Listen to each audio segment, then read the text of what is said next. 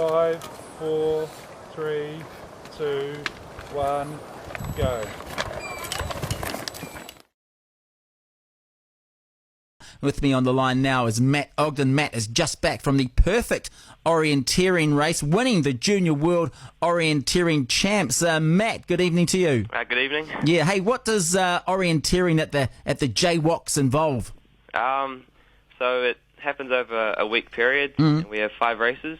The first is a sprint distance, which usually lasts around 15 minutes. Yeah. And then there's a long distance, which is 90 minutes, and then a middle distance, which includes a qualification and then a final, and then there's a relay on the final day. Oh, geez, okay. So it's quite a big and intensive week. It sounds like it. And you described your result as the perfect orienteering race. How was that?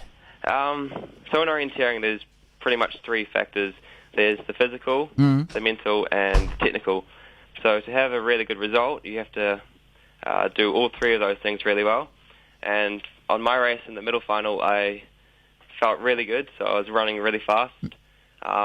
Technically, I made hardly any mistakes, so that means that when you're not navigating, there's no mistakes happening. And I was mentally quite well prepared, so I wasn't too nervous, and I was quite confident before the start.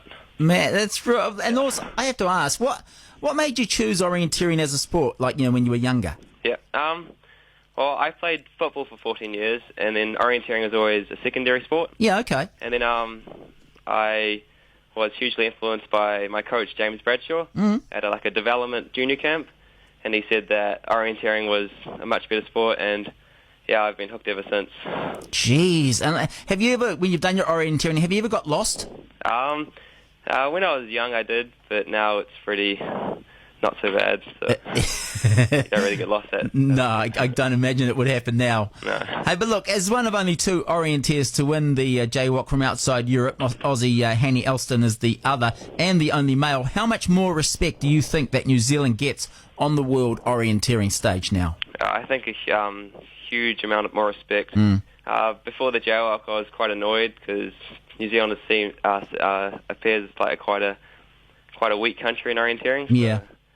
Yeah, I was quite angry at the opening ceremony because all these Scandinavian countries are quite dominant and they just do their own thing. Were they looking down on you, yeah, almost. Matty? So it was quite, really?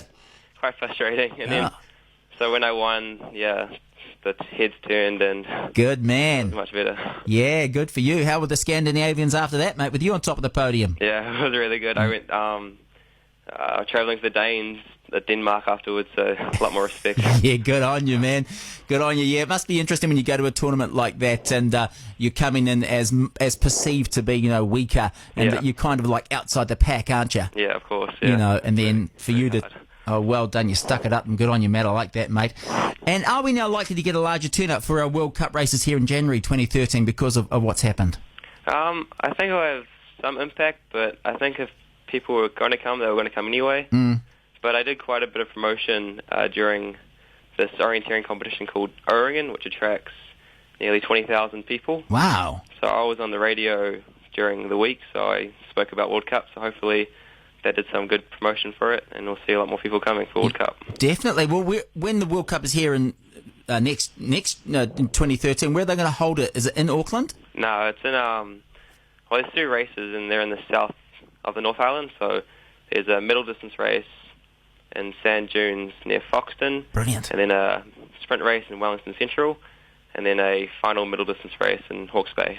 Wow, that's fantastic. And does your result put an end to the argument that athletes need to be based in Europe to succeed, or do you think you could win more world events if you were based there?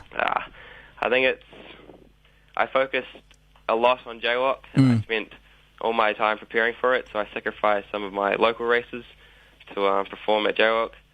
Whereas I think if you're living overseas, you can perform more often at the top level, whereas it's quite hard for us to do it quite regularly. So I think it is a disadvantage for us to live so far away from the competition.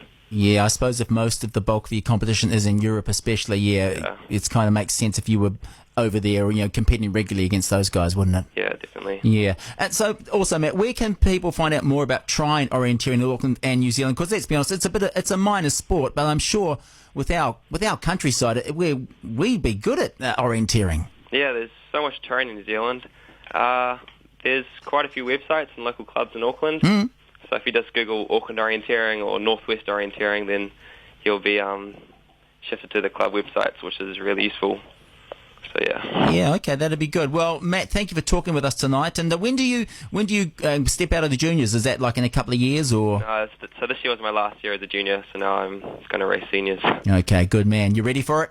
Hopefully. Yeah, you are. I can tell. Hey, Matt, well done for winning the JWOCs, man. You've done really well. Good stuff. Okay. Thanks. That's Matt Ogden, the junior World Orienteering Champ. Fantastic. Yeah, you don't hear a lot about orienteering, which is what we're seeing. It's kind of like the Olympics in a way. The Olympics is a chance for all of us to see sports which we don't normally watch and really enjoy.